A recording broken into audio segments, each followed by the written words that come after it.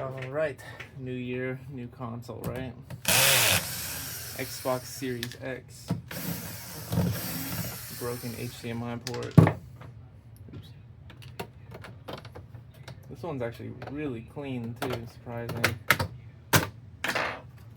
Just like a little bit of hair in there, but there's the port there. I don't know if you can see it, but it's pretty damaged. We'll take a closer look when I have the board disassembled from it.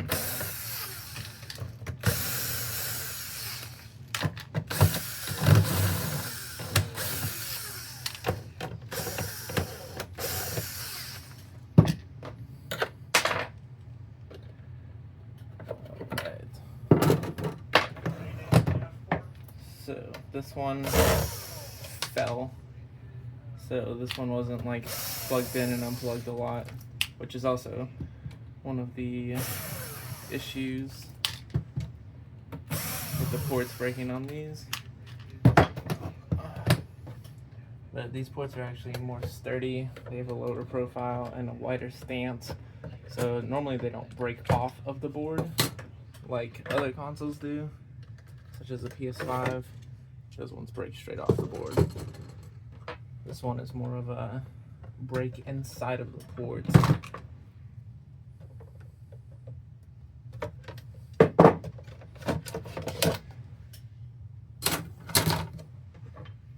I think it's kind of funny too because they still use, I bumped that. They still use like the little same connectors here that they were using in the old Xboxes. So must work for them. I know that there was issues in the past though with those connectors. I hate when this little tab here breaks off. I swear that these ribbon cables are some of the worst things I've ever dealt with on these consoles, because they use like this weird sticky stuff underneath it, and then it makes it freaking impossible to take off. And these little tabs that come on the ribbon cables, they just break right off, so it doesn't really help the case at all. And these little connectors here, those ones there, I have seen come from other shops where they actually break those connectors, and unfortunately I don't repair those because it's too much of a hassle, too hard to do it, and it's gonna take too long. So we unfortunately don't do that, but we do ports. That's what we do. HDMI ports, USB ports, Ethernet ports. That's what we do. Nintendo Switch charging ports. That's what we do. We don't do anything else. Yeah, we don't do Nintendo Switch IC chips. Nope. We did all that stuff in the past. Like all of that kind of stuff. The IC encoder chips for PS5, PS4, Xbox One S, Xbox One X. Those ones we may still do. Encoder chips for these ones we will not do. And the reason for that is these boards are so thick that whenever you go to heat it up, it takes forever to heat it up. And then once it does get heated up, it's hard to take off whatever you're trying to take off. And so if you bump it or move it at all in the wrong direction, you risk damaging it or knocking off other components that you don't want to come off. In which case, that's not good. So, alright, now we can take the power supply off, and this little aluminum tray here. So the power supply plug in there, the first connector for the power supply, and then the second connector where it connects to the lower board, which is the main motherboard there. Just need to take that off. And this is one of the newer ones, at least what it seems like, because the little connector tab is right there versus on the sides. If it's on the sides, you know that you're in for your work, because that means you have to take off that stupid heat shield that would be right here. But now you don't have to do that. So it saves about, what, 2 minutes, maybe? Something like that. If you save time, then you get the console done quicker. Get the console done quicker. You make returns on your money quicker. So, always gotta be careful when doing this. Sometimes the boards don't come up this easy either, and you gotta kind of like pry along the sides of it to get it up, because this thermal paste turns into like a glue almost. We're gonna get it over to our soldering station and take a look at the port. All right, a little closer look, you can see that that tab is damaged there on that side. It pretty much completely ripped off the plastic part and just leaves the little connectors exposed there, and that's why the port isn't working. All right, now I'm gonna heat this up. Heat the board up and the port area, and hopefully I don't burn myself with the flux, but we're gonna get this all heated up and then we'll take the port off. I'm not gonna record this part because it's going to take forever, so just to let you know, we're heating up the port and the board, and then I'll get that removed, and then I'll get the epoxy under it removed, and then we'll check the status of the board. All right, so we got the port taken off. And you can see that little black stuff on there. That's actually the epoxy they put underneath the port. I break that up while I'm holding heat on there, because if you try to take it off without the heat, it's not going to work very well, and you risk damaging where the HDMI port is supposed to go.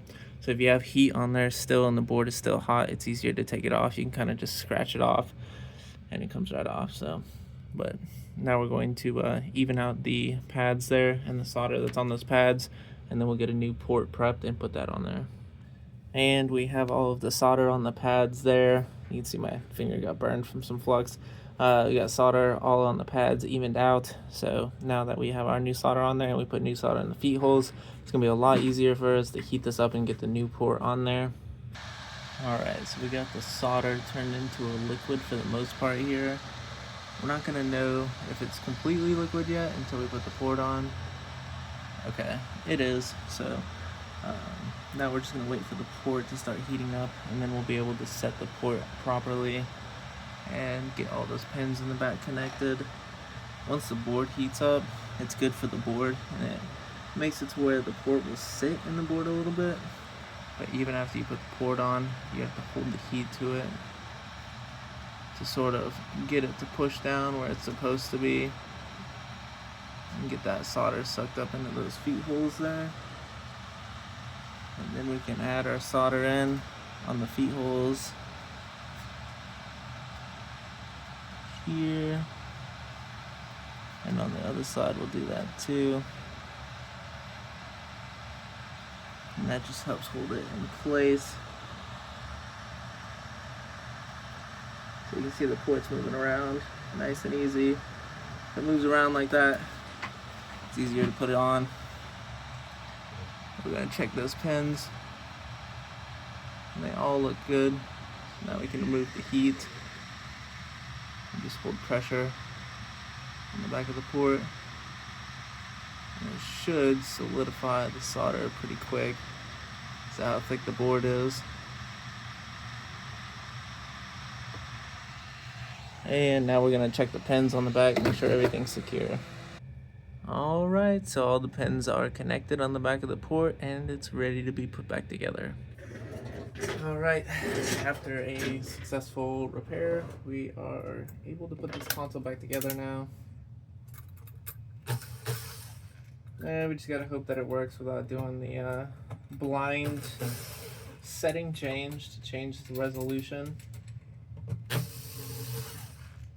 which probably wouldn't be an issue if I got a monitor that was like the whole 4K whatever, but those things are still expensive. When the price decreases on those, I'll probably get one. They're too much.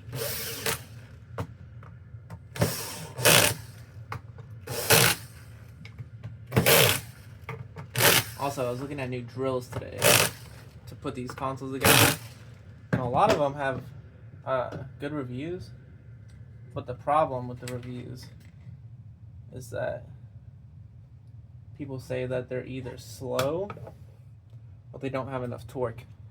And that's exactly what I need, is I need torque and I need speed. So again, if anyone knows of any of those that are good, like little handheld electric screwdriver type of deal, if you could let me know so I can find a good one.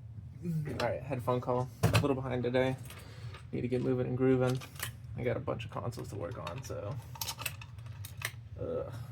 it's always the Xbox, right? Whenever I start with one of these in a day, it always takes so much longer to do stuff throughout the rest of the day. But that's alright, because we fix them, so.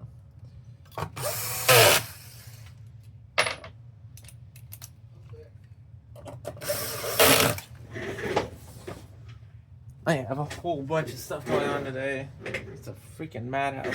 And I left my screwdriver out here. Or my screw gun. Eesh. Too much going on. Too much. Need to slow down and speed up. Slow down and speed up, right? Don't want to break something, but gotta move faster. Ugh. Come on.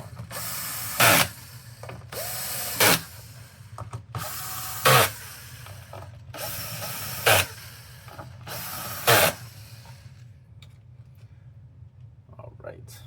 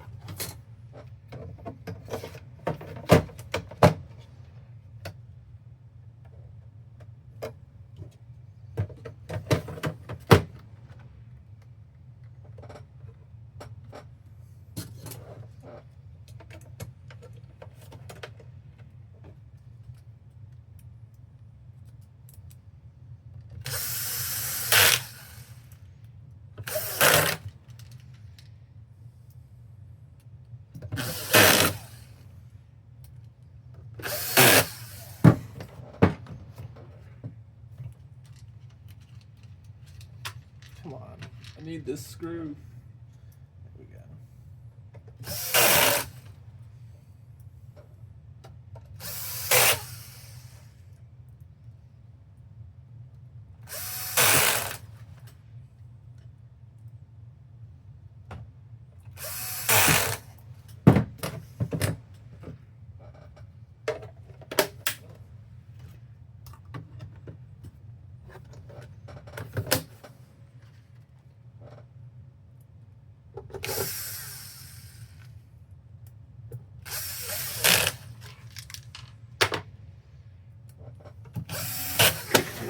Get her plugged up, make sure it all right, we got it plugged up.